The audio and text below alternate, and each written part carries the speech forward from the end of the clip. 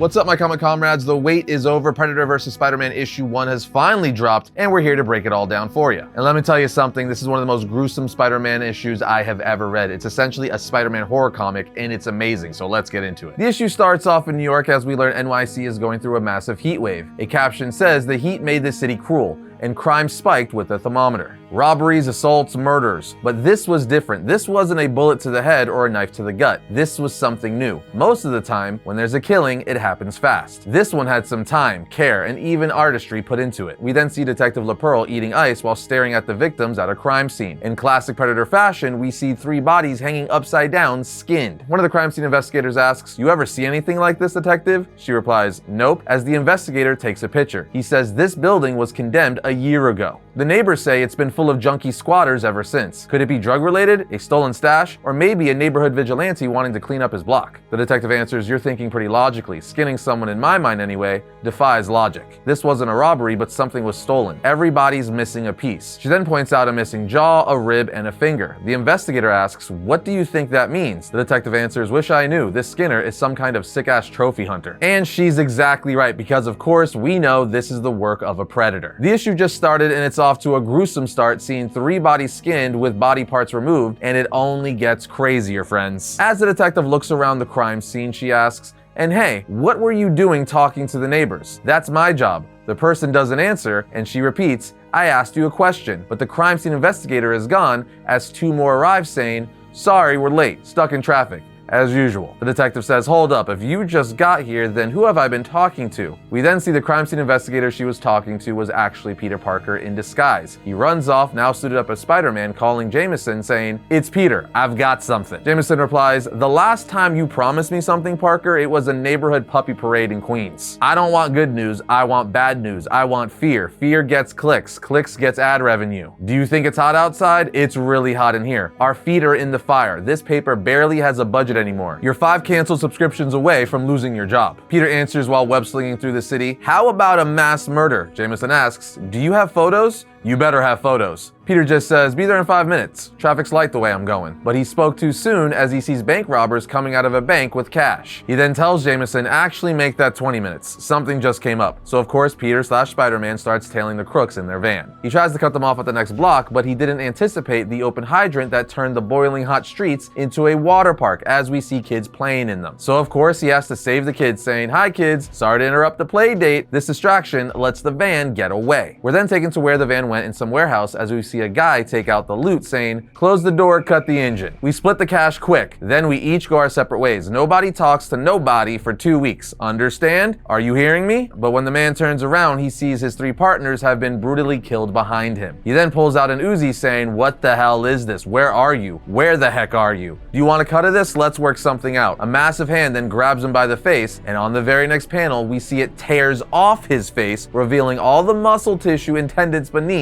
as the man screams in pain. We then see a predator arm with a blade launching from its forearm as it impales the thug from behind, killing him. On the next page, we see the predator hold the man's face in its hands, looking at it through its predator vision, before it puts it over its own face like a mask, all Death of the Family Joker style. This is insanely, brutally awesome. We are then taken back to Spider-Man, who's leaving the kids he just saved, saying, "Bye, have fun. Don't get run over by robbers, grumpy tax drivers, or delivery bikes weighed down with warm salads and leaky burritos." Eventually, he makes his way to the warehouse the van went to, saying, "Okay, back to the baddies." As Spider-Man goes inside, he then says, "Oh no." Jameson calls him saying, "Parker, I thought you said you'd be here already." Peter says, "Mr. Jameson, what I saw earlier, it wasn't an isolated incident. We're dealing with a serial killer." We then see that Peter is looking up at 4 skinned bodies that the predator just killed, each also missing a body part. From here we get panels of the citizens of New York while captions say the heat was like a living thing, a predator that you had to fight to survive. Every AC unit in the city was cranked to the limit. Every fan blasted on high. The grid could only take so much. We then see Jameson say to Peter, "The article isn't terrible, Parker, but it needs more dirty panic. You could be next," tone of warning. Peter says, "I disagree. I only feel okay about running this because I don't want it to happen to anyone else. We want people to be careful and vigilant, not scared." The power then goes out as Jameson says, "Are you kidding me? A power outage? I've got breaking news here." On the next panel, we're taken to a subway train that Mary Jane is on. As she's reading a book, the power goes off and she says, "Seriously? Everyone Everyone else on the train instantly gets annoyed, but one girl specifically starts saying no, no, no, no. MJ comes over to her saying, "Hey, I'm MJ, you okay?" The girl tells her, "I get claustrophobic. The heat, the dark, I can't."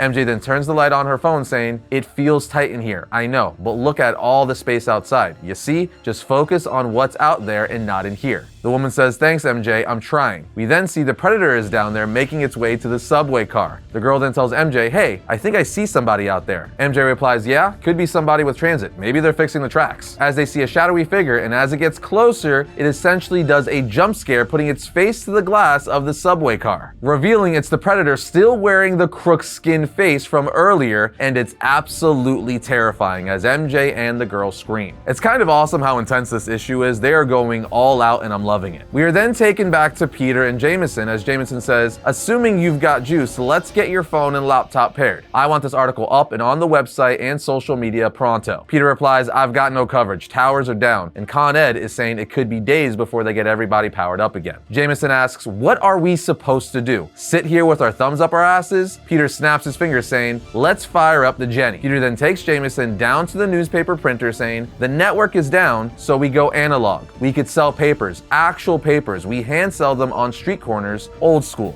Nobody will have anything to stream or swipe or click, so we help the paper with a boost of readers. But more importantly, we help protect the city." So that's exactly what Peter and Jameson do. Captions then say, "Over the next few hours, it grew as hot inside as outside. People did what they could to stay cool and pass the time. They wouldn't have known they were being hunted if not for Peter." As we see Jameson selling the papers on the streets, the detective from the beginning of the issue snatches it out of his hand saying, "Give me that." He tells her, "This isn't a library, give me $20. She says, "Photo credit, Peter Parker. There's now a law against disseminating photos of a crime scene without the permission of the victims or the police." Jameson tells her, "I'm protected by the Fourth Estate." She then shows him her badge saying, "You want to try me? I want to bring in Parker for questioning. Now, or I'll arrest you. Where is he?" We then see Spider-Man web slinging off as he's making his way to MJ's apartment. And when he goes through her window, he says, "MJ, I think I've got a long night ahead of me, but I wanted to check in and see how your audition went." He then says, "MJ, where are you?" As we see the book she was reading on the subway car covered in blood, with her hand also covered in blood right next to it, alluding that the Predator may have killed her, which would be absolutely insane to kill her off in the first issue. In any case, we're then taken to a man who's selling the Daily Bugle newspaper yelling, "There's a Predator on the loose." We then see two thugs saying, "Wonder how much cash he's got." So of course they hold up the man, pointing guns at him saying, "How about you unload those pockets, man?" But an arrow out of nowhere goes through one of the thugs' hands, taking off his fingers. And on the next page we see it's not the Predator but Kraven the Hunter. Kraven then puts an arrow through the other thug's head as the one who's missing fingers runs off. Kraven tells the man selling newspapers, "You shouldn't be out here. You're not strong enough. The city can be a dangerous place, especially in the dark." He then pulls the arrow out of the man's head saying, "But before you run back to your nest, little mouse, and you should run, what was it you were saying about this Predator?" And with that, the issue ends. But in the back of the book, we also get a great teaser page for issue 2, which shows the Predator attacking Mary Jane and Spider-Man reaching out for her. So maybe she's not dead, at least not yet. No matter how you look at it, this title just went nuts right out the gate, especially when you add the fact that Kraven found out there's a Predator in New York who's killing people off. So now he's arrived to hunt the Predator because Kraven's obsession is to prove that he is the top Predator and hunter in the world. So with him in the mix, this story is probably going to get even bloodier, which is quite a statement. Man, does this have a glorious setup. In fact, this could potentially be the best Marvel vs. Predator series thus far, which also says a lot because both the Predator vs. Wolverine and Predator vs. Black Panther titles were phenomenal. So hold on to your butts, friends, because this could get amazing. Anyway, there you have it, Predator vs. Spider-Man issue 1. Did you dig it as much as we did, and how do you think it compares to the first two Predator crossovers by Ben Percy? Let us know your thoughts down in the comments. Other than that, we will see you next time when we talk about all things comics.